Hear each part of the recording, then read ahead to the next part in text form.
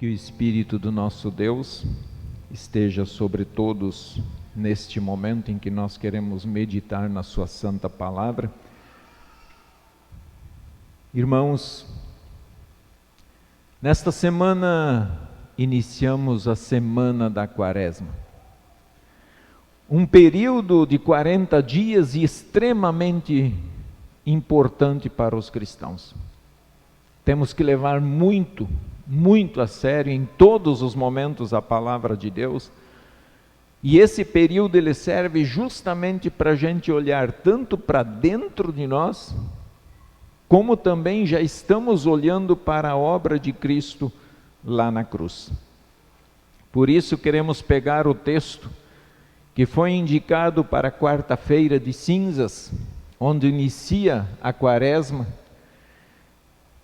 O texto de Joel capítulo 2, versículo 12 a 19, Joel capítulo 2, 12 a 19, que diz o seguinte: ainda assim, agora mesmo diz o Senhor, convertei-vos a mim de todo o vosso coração, e isso com jejuns, com choro e com pranto.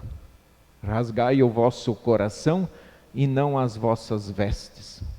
E convertei-vos ao Senhor, vosso Deus, porque Ele é misericordioso e compassivo, e tardio em irar-se, e grande em benignidade, e se arrepende do mal. Quem sabe se não voltará e se arrependerá e deixará após si uma bênção, uma oferta de manjares e libação para o Senhor vosso Deus? Tocai a trombeta em Sião, promulgai um santo jejum, proclamai uma assembleia solene, congregai o povo, santificai a congregação, ajuntai os anciãos, reuni os filhinhos e os que mamam, saia o noivo da sua recâmara e a noiva do seu aposento. Chorem os sacerdotes, ministros do Senhor, entre o pórtico e o altar, e orem. Poupa o teu povo, ó Senhor, e não entregues a tua herança ao opróbrio, para que as nações façam escárnio dele. Porque hão de dizer entre os povos, onde está o seu Deus? Então o Senhor se mostrou zeloso da sua terra, compadeceu-se do seu povo, e respondendo-lhe disse: eis que vos envio o cereal e o vinho, e o óleo, e deles sereis fartos, e vos não entregarei mais ao opróbrio entre as nações. Opróbrio para ser, Deus não entregaria o seu povo para sofrer um vexame, uma vergonha, uma grande vergonha. O povo de Israel seguia a sua vida de maneira muito natural e tranquila. Estavam indo ao templo fazer orações, rasgavam as suas vestes, choravam, ofertavam. Porém, tudo isso de forma simplesmente como sendo um ritual. Eu preciso seguir um ritual. Se eu seguir esse ritual, está tudo certo. Isto é, não estavam de fato arrependido dos seus pecados. Por ser um ritual, imaginava-se então que se eu cumprisse o ritual, Deus teria misericórdia. Mas Deus conhece o coração. E Ele fala em hipocrisia. E essa hipocrisia que nós lemos lá no texto do Evangelho desta noite. Não sejam como os hipócritas. Em várias vezes foi dito isso. Aqueles que oram simplesmente para serem vistos pelos outros, aqueles que ofertam com a intenção só de serem aplaudidos pelos homens. O profeta tem diante de si uma visão, dada por Deus. Nesta visão ele enxerga a praga dos gafanhotos. Deus mandaria gafanhotos e eles simplesmente iriam exterminar com tudo aquilo que existia de plantio naquela época. deixar o povo sem nada, na miséria. Fariam uma destruição terrível. Ninguém poderia conter aquilo lá, porque era demais. E naquele tempo, não tinha todo esse veneno que se tem hoje à disposição. Ninguém poderia vencer aquilo lá. Destruiriam tudo que havia de alimento para o povo, então o povo entraria numa miséria terrível. Vejam o que promete Deus, ainda no primeiro capítulo, versículo 4. O que deixou o gafanhoto cortador, comeu o gafanhoto migrador. O que deixou o migrador, comeu o gafanhoto devorador. E o que deixou o devorador, comeu o gafanhoto destruidor. Veja que ele cita 4 levas de gafanhoto, que um deixa, o outro vai pegar. E ainda por cima, depois de tudo aquilo, haveria seca. Então não adiantava plantar, porque a seca não deixaria produzir. Tem um comentário na Bíblia da Reforma, quem tem a Bíblia depois pode conferir, diz assim, os campos verdes e brilhantes dão lugar à escuridão que vem se formando. Nuvens escuras de gafanhotos se avolumam nas plantações. Uma família de camponeses observa com lágrimas nos olhos todo o seu trabalho desaparecer lentamente. O pai agarra um jarro de sementes de trigo que se tornam ainda mais preciosas neste momento. Ele terá de esconder o pote até a estação de plantio, a fim de que as sementes não sejam comidas ou roubadas. A família precisará sobreviver sem pão até a próxima colheita. Terão que dar um jeito de se virar. Vão ter que enfrentar fome, vão ter que lutar para conseguir até a próxima colheita.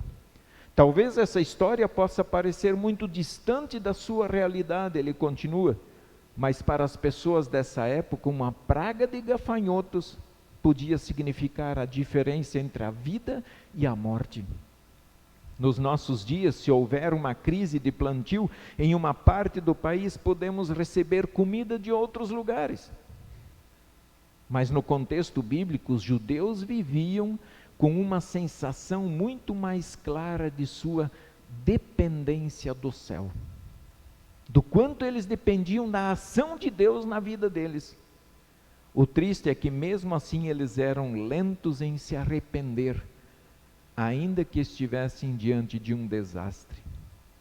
Ao ler Joel, ouça o alerta dele e leve o chamado ao arrependimento ao seu coração. Quando vocês lerem Joel, escutem o que ele está dizendo.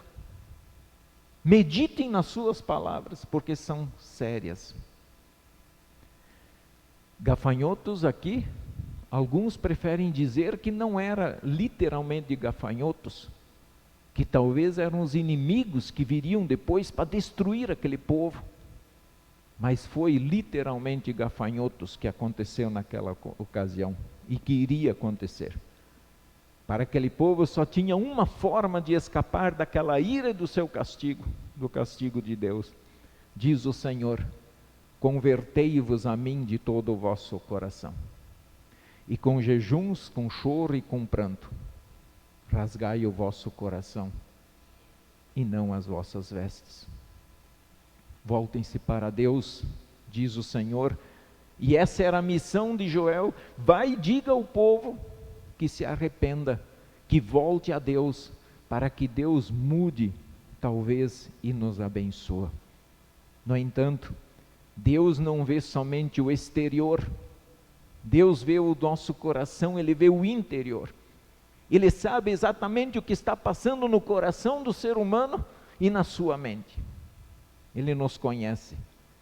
Talvez aqui o coração não visto como um centro de emoções, mas como aquele que pode direcionar a sua vida. Qual é o seu caminho que teu coração vai decidir agora. Como afirma Jesus, porque onde está o teu tesouro, aí estará o teu coração. Isso é direção, isso é caminho. Onde está o teu coração? Ali está a coisa mais preciosa da sua vida. Se está nos bens, não está em Deus. Mas se está no Senhor, então está de fato no Senhor. Deus sabia que era um povo hipócrita. O coração deles estava em um caminho longe da sua presença, muito longe. Prestavam cultos e ofertas, mas o coração não estava em Deus e com Deus. Irmãos, sabemos um pouco do prejuízo e das dificuldades que uma praga traz. Vocês sabem o que uma praga faz na nossa vida? Tivemos há poucos dias um relato dos nossos irmãos aí que têm lavoura, do grande ataque das lagartas que aconteceram. De um dia para o outro tiveram que ligeiro tomar uma decisão, porque senão iriam perder tudo. Em pouco tempo, aquilo que estava verde, pelo relato de alguns irmãos, logo começou a virar chão puro, porque comiam tudo, de um dia para o outro.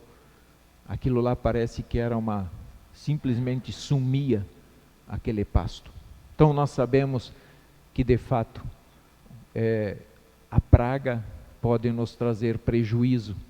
E se não tivesse veneno, hoje ainda temos esse recurso, se não tivéssemos veneno, quem sabe hoje o gado estaria passando fome e automaticamente isso refletiria na nossa mesa, no nosso prato.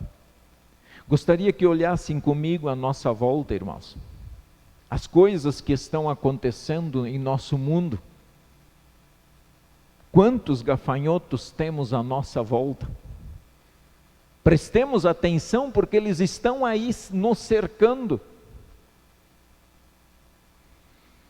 Gafanhotos que estão comendo tudo que temos, estão devorando tudo: dinheiro, a moral, os bons costumes, a educação, o amor ao próximo. Estão levando tudo embora. O que aconteceu com a humanidade de uns anos para cá? Aonde está indo o ser humano? Imaginemos isto aqui. Façamos apenas de conta que isso aqui é aquilo que você tem à sua disposição, seja patrimônio, seja lá o que for, mas incluindo também o seu sustento. Aquilo que você luta dia após dia para adquirir e sustentar a sua família. Mas os gafanhotos estão à volta. Eu gostaria de citar apenas alguns e depois tenho certeza que vocês vão pensar em outros. O gafanhoto da corrupção. Esse gafanhoto está em todos os setores da sociedade. A corrupção não somente em pegar dinheiro, mas até mesmo quando oferecemos algo em troca para não sermos penalizados. Vemos isso na saúde, na política, na igreja. Não vamos isentar a igreja, nas escolas. Inclusive já dizem que é cultural. Dizem que isso está em nosso sangue, mas eu prefiro não acreditar nisso. Não quero acreditar que isso seja uma cultura onde simplesmente temos que fazer isso. Quando um pai oferece dinheiro para o seu filho fazer aquilo que ele deveria por obrigação fazer, e o pai paga, está ensinando o filho a ser corrupto, Está ensinando o filho que com dinheiro a gente dá um jeito. Com dinheiro a gente resolve a situação. E aí, tiramos o foco do filho de fazer aquilo que é correto em troca de um presente, de um dinheiro e assim por diante. A corrupção é um grande mal da sociedade. Eu lamento dizer, eu não vejo perspectiva de mudança. Parece que em tudo, cada um tira o seu pedaço. Quer levar sua vantagem. Desta forma, boa parte do seu patrimônio então vai para a corrupção. Outro gafanhoto, os impostos. Não podemos ser hipócritas e dizer que todo imposto cobrado é justo ou que não esteja sendo demais. Se alguém se sentir feliz, pode dizer assim: eu tenho a grande alegria de dizer que eu vivo no país que mais paga imposto no mundo. Se é justo, podemos discutir isso, mas que é demais. Um imposto que vemos passar diante dos nossos olhos, tirar do nosso bolso, que deveria retornar em troca de saúde, educação, mas não essa educação que querem botar aqui, para destruir ainda os nossos lares. Um imposto que voltasse para nós, mas que não destruísse as nossas famílias. Usam o nosso dinheiro, que eu pago, que vocês pagam, para destruir o seu lar, a sua família, o seu filho. O imposto também se usa para escravizar o povo. A coisa mais importante passa a ser o Estado, e nem mesmo Deus pode estar acima do Estado. Assim, uma boa parte do que temos e poderíamos sustentar nossa família vai embora. Gafanhoto das enfermidades. Vi hoje, rapidamente, que a nova cepa, parece que deu o primeiro caso em São Paulo. Se é ou não é, eu não estou nem discutindo se é ou não é, mas é o que está rolando. Se vai chegar aqui ou não vai, não sei. Mas passamos agora há 3, 4 anos aí por uma experiência nada agradável, onde nós vimos simplesmente as pragas levando vidas embora. Ou talvez outras doenças comuns que nós já estamos acostumados, que faz você gastar tudo que tem, vender todo o seu patrimônio. Quantas pessoas vimos fazer isso, vender tudo para poder tentar salvar a vida do seu ente querido, mas depois de vender e gastar o dinheiro, ainda continua a doença, ainda continua ali, presente. Então nós vemos que por mais que a gente lute, uma boa parte do nosso patrimônio vai embora, ou todo o patrimônio vai embora para conseguir. Tem um outro gafanhoto que está mais presente, e aí vocês vão me entender. A internet. E eu não quero aqui, na minha fala, dizer que internet é coisa do diabo, porque tudo pode ser usado para louvor a Deus, como também para o diabo. E internet tem uma coisa boa, que hoje tem não sei quantos participando no culto conosco, pela internet. Então eu quero que me entendam bem, quando eu critico isso aí. E quando falo dessas coisas, e eu já há alguns anos eu tenho observado, e tenho por mim, isso é uma coisa minha, que Apocalipse fala de uma besta que emerge do mar e a outra que emerge da terra. E essa besta tem 10 chifres e 7 cabeças. Estou convencido que talvez a internet seja uma das cabeças dessa besta. Porque, querendo ou não, esse é o caminho que eles vão controlar o povo. Esse é o caminho que eles vão te escravizar. Vão nos escravizar. Está destruindo famílias. Só que antes de chegar na família, está destruindo o cérebro das pessoas.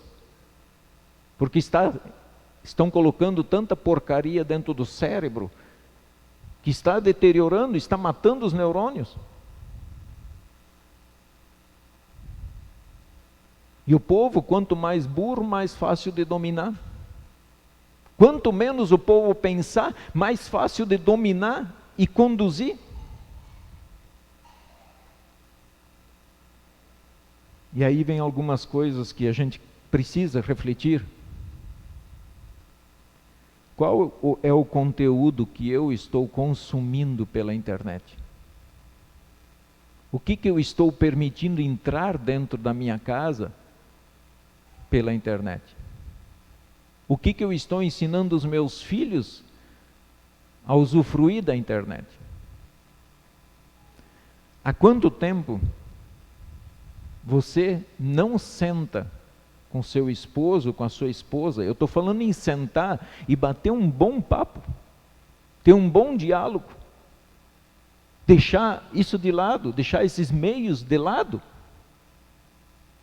Há quanto tempo você não senta com seu filho?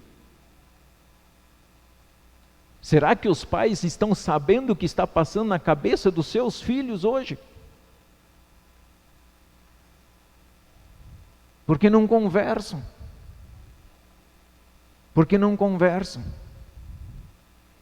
Você sabe o que o seu filho pensa sobre aborto? Você sabe o que o seu filho está pensando sobre ideologia de gênero?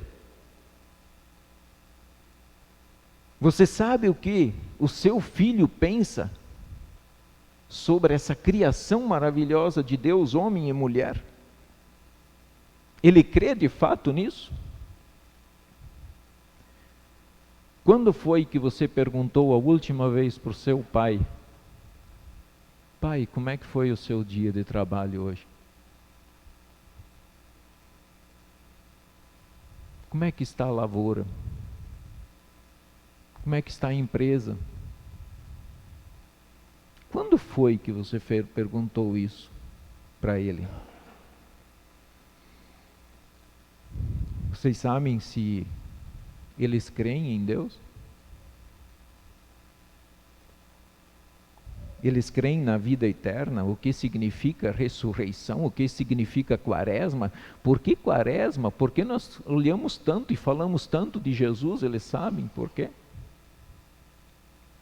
Enfim, qual foi o último dia que você deu um abraço bem longo no seu pai, na sua mãe, no seu esposo, na sua esposa, no seu filho?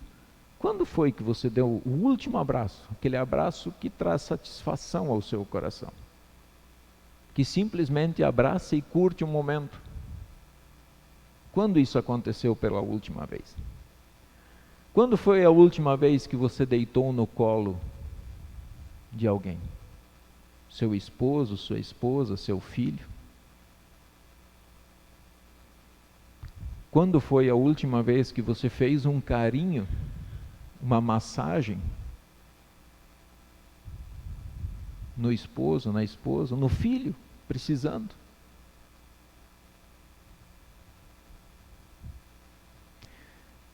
Enquanto estamos apenas preocupados em saber as notícias do mundo pela internet e tantas outras porcarias que entram dentro do nosso lar, infelizmente, o gafanhoto da internet está consumindo minha saúde mental, está consumindo e está me afastando das pessoas que me amam, está me afastando delas. Pensem sobre isso. Aquela pessoa que luta ao seu lado, que lhe deu sustento,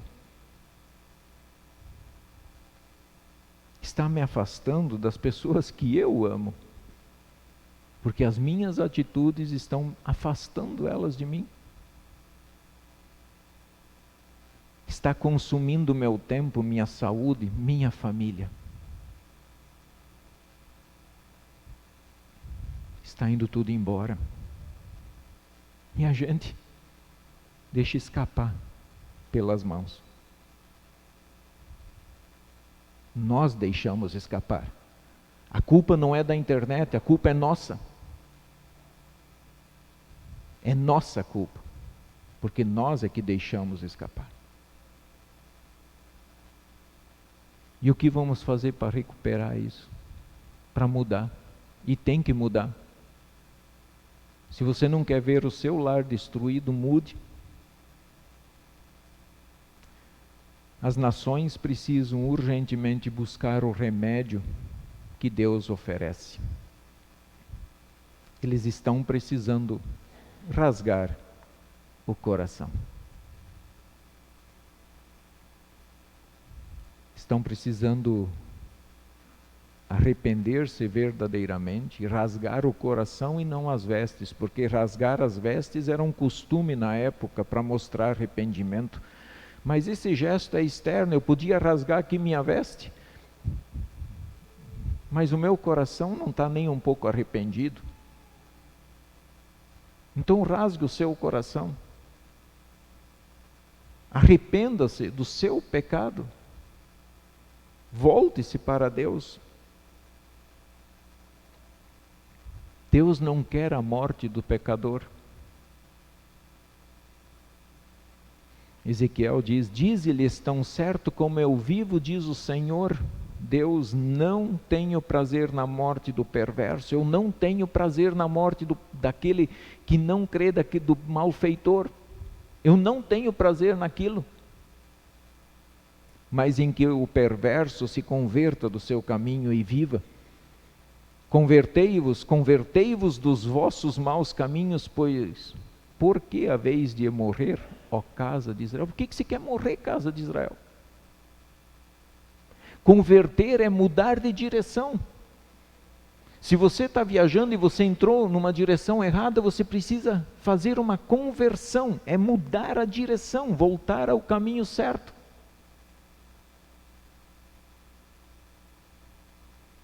O texto, ele diz lá no versículo 16 e 17. Congregai o povo, santificai a congregação, ajuntai os anciãos, reuni os filhinhos e os que mamam, saia o noivo da sua recâmara e a noiva do seu aposento.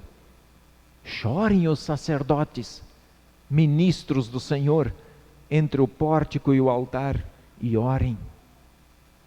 Poupa o teu povo, ó Senhor, e não entregues a tua herança à vergonha, para que as nações façam escárnio dele, porque hão de dizer entre os povos: onde está o teu Deus? Onde está o teu Deus?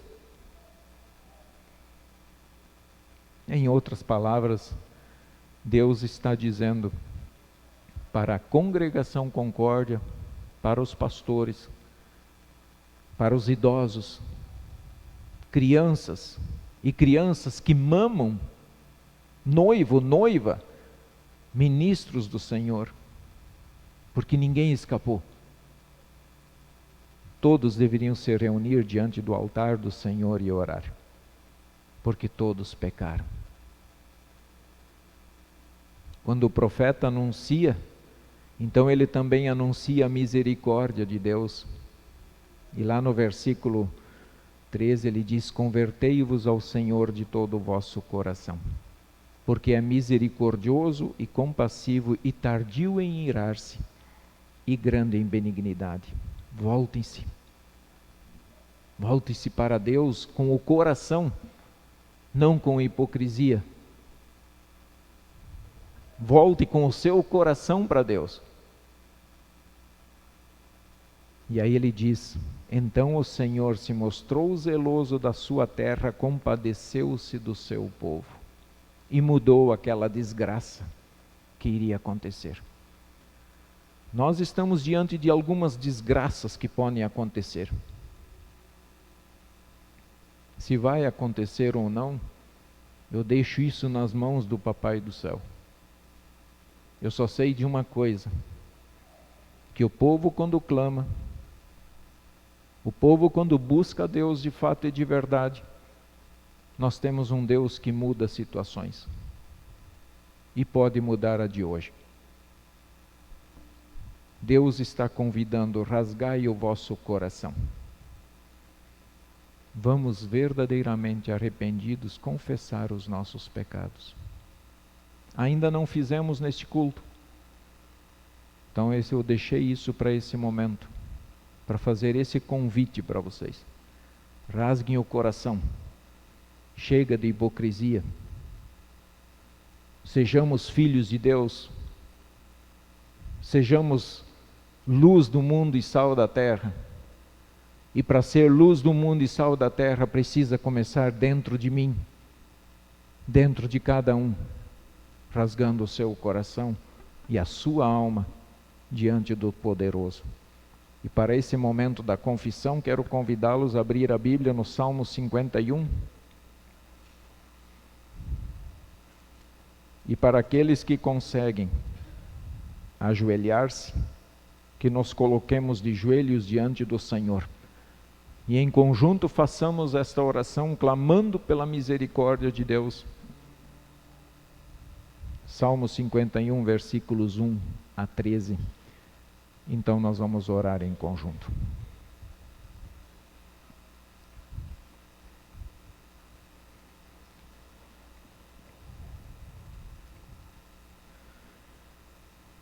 Compadece-te de mim, ó Deus, segundo a tua benignidade, e segundo a multidão das tuas misericórdias, apaga as minhas transgressões.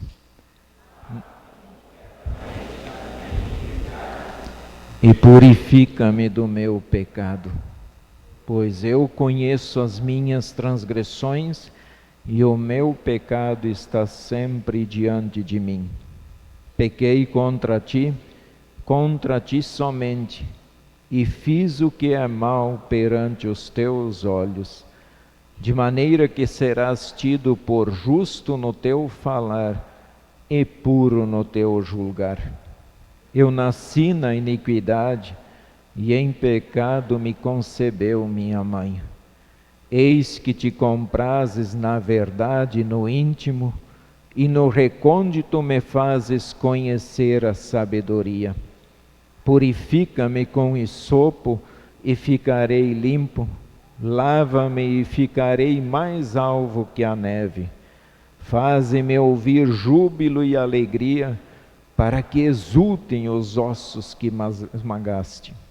Esconde o rosto dos meus pecados e apaga todas as minhas iniquidades. Cria em mim, ó Deus, um coração puro, e renova dentro de mim um espírito inabalável. Não me repulses da tua presença, nem me retires o teu Santo Espírito.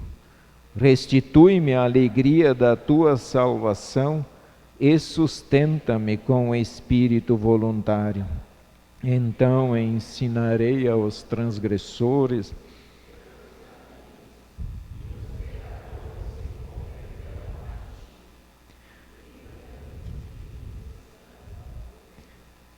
Estamos, Senhor, rasgando o nosso coração na tua presença, intercedendo por nós e por todo o povo. Concede paz ao mundo, paz ao nosso coração. Concede humildade para todas as pessoas, para crerem em Ti de todo o coração e receberem juntamente com o teu povo a vida eterna. Em nome de Cristo, nós clamamos a Ti. Amém.